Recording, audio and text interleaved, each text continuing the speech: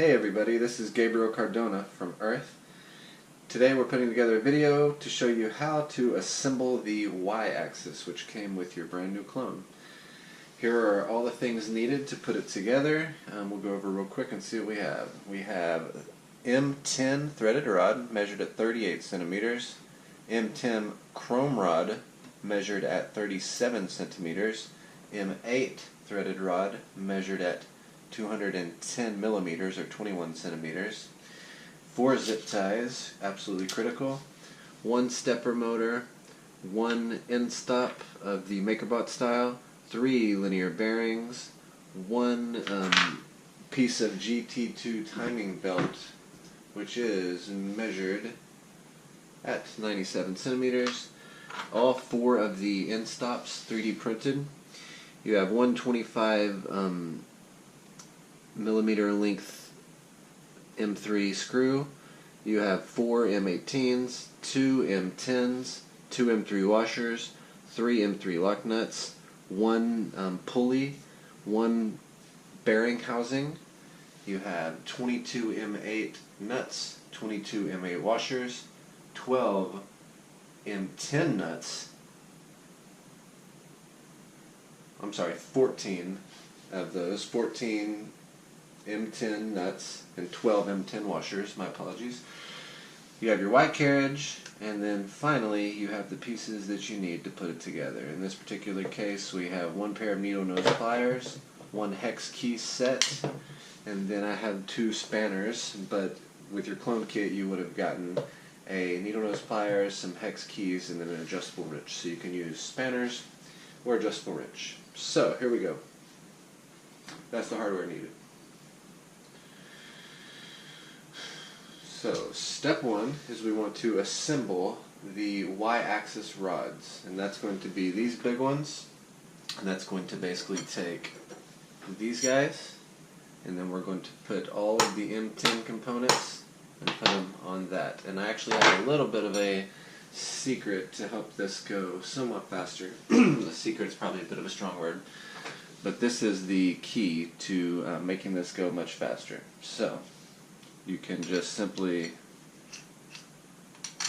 put this into your electric drill, like so, and then get a couple, nope,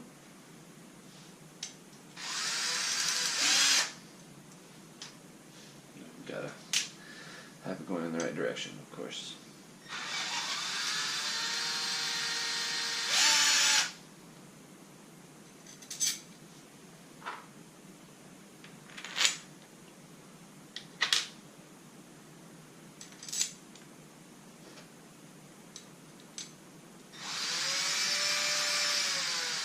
Something like that.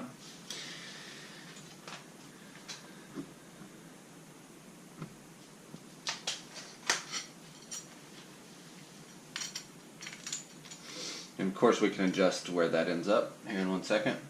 Now we would want to, let's picture how this is going to end up. I have one right here. So we want 2 nuts here, then a washer, then another washer, then 1 nut, and that's where the frame is going to go. So we want to prepare that. And actually we can flip it around. We'll do it this way, so we don't have to screw it longer. So we basically want 1 nut, a washer, 1 nut, another washer, 2 nuts. So let's try that.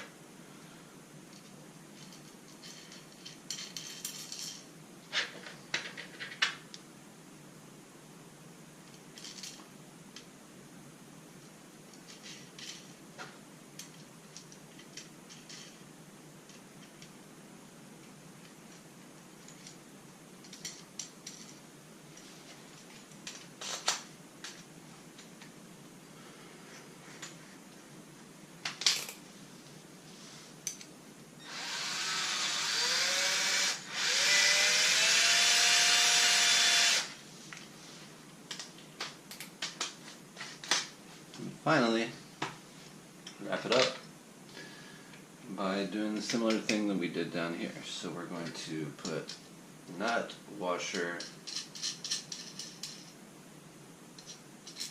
3D print facing outward. I'm sorry, facing, yeah, outward.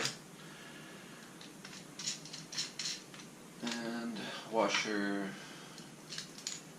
nut. And that is a nice first draft at that piece. Similar for this.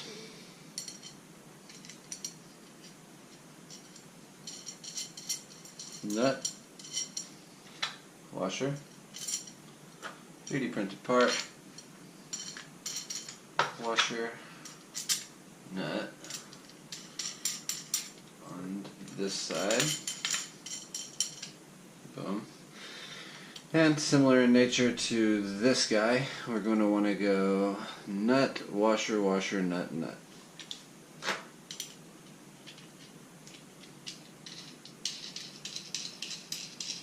Nut, washer, washer, nut, nut.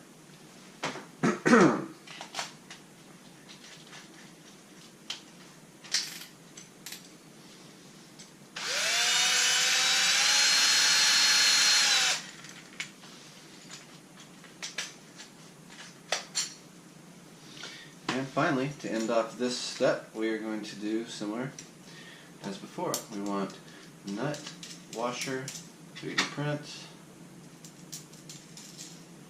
facing outward, nut, washer. And remember, you always want to put the smooth part of the washer against the 3D prints because that's going to displace the pressure or the weight of the nut. And there we go. So that is how those two pieces are assembled. Get a little coffee in there. Alright, so that's step one. Relatively straightforward, not finalized yet, but in a good place, I think. I'm happy with that. So step 3 is to assemble the Y-axis rear stage. So this is the Y-axis. Obviously you can tell by the placement of the double nuts here that that is the part that is going to be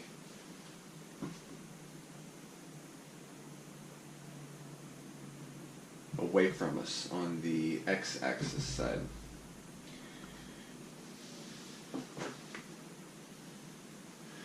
So next we want to assemble, we need 2 M8s, threaded rods measured at 210 centimeters, 210 millimeters, 21 centimeters, apologies. This is going to go onto the back, and this is going to have the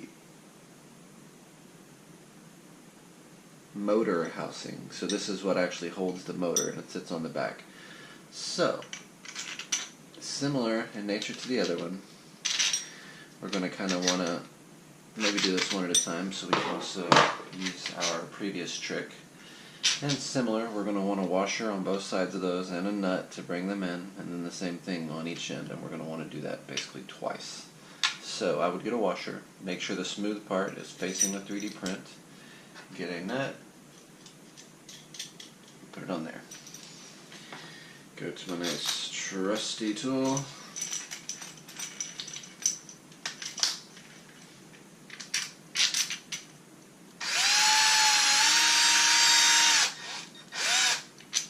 Boom. And because of the way this is going to orientate later, we're going to want another nut here and then another washer, but don't worry about too much if they fall off, if the washer slides off, because we'll adjust it in a second. Like that. Turn it around. Washer, flat side against the 3D print. Nut.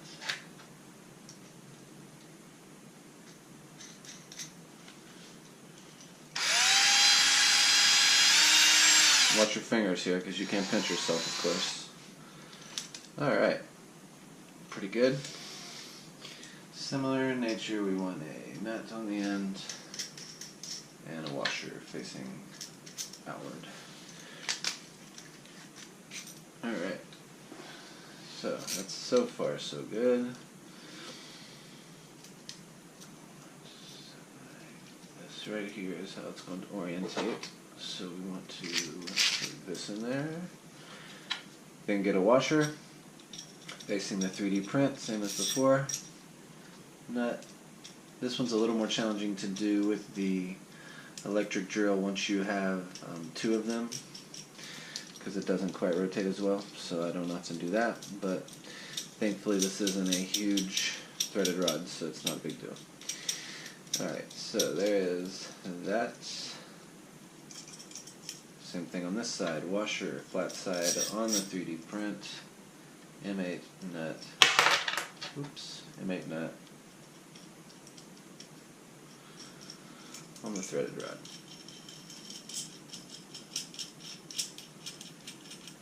Again, you can finalize the distances here, how tight everything is a little bit later. For now, just get everything on.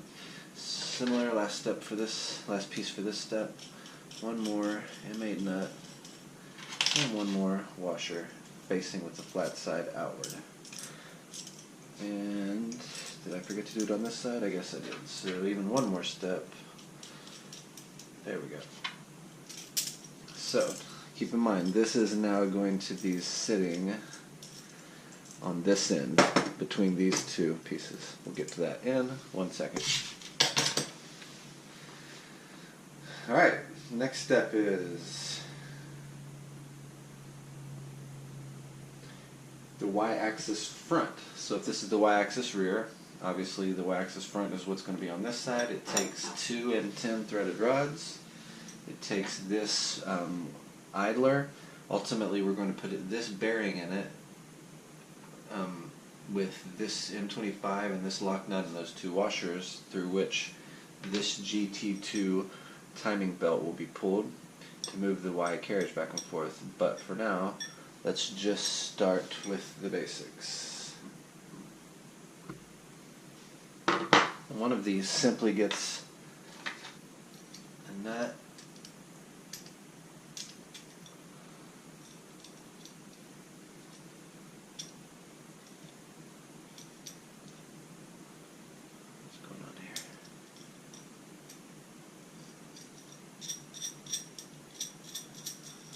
with a washer, and on the other side same.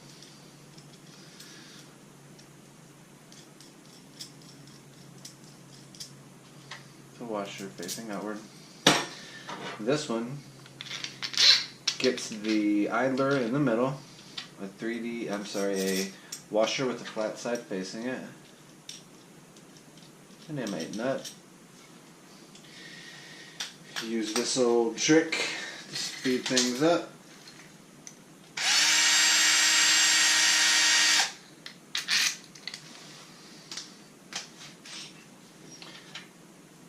It needs a nut with an outward facing washer. On that end, on this end, it gets a washer flat side in, a nut,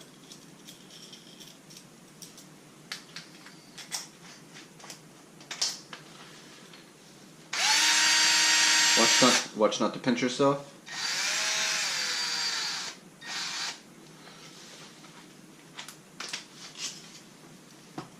And finally, a nut.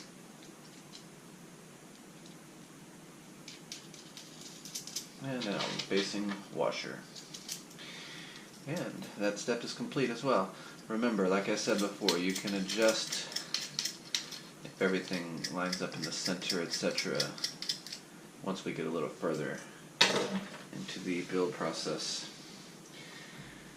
Excellent. So now we want to basically fully assemble the y-axis stage. So that's going to be a combination of both the left and the right M10 threaded rods, and then the back and then the front. So to do that, we might want to make a little bit of room here. I'm going to move some of these things a little bit out of frame. Apologies.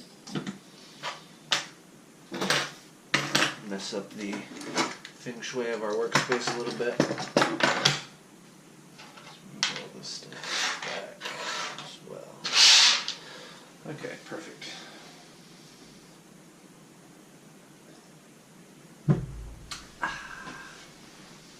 So,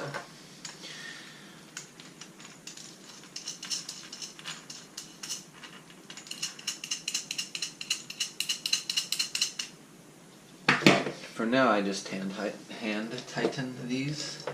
Obviously that's what your adjustable wrenches are going to be for, or your spanners, whichever one you happen to have. For now, we can just hand tighten everything.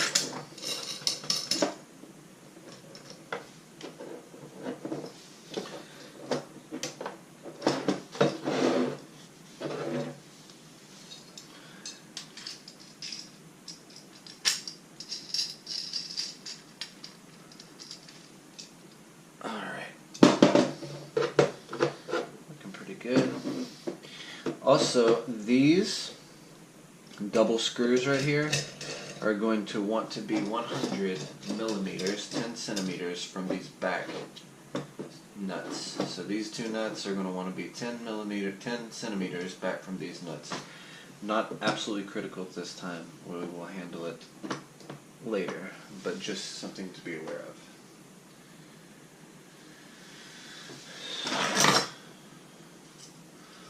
So, one thing I have found is, since you're dealing with threaded rods, and threaded rods obviously are not going to bend in any meaningful way, it's really helpful if you assemble both sides and then slide them in together. If I do this side and slide it together, I'm not going to be able to then slide in that side down there. Just a little bit of probably relatively common sense wisdom that I have. So, for example,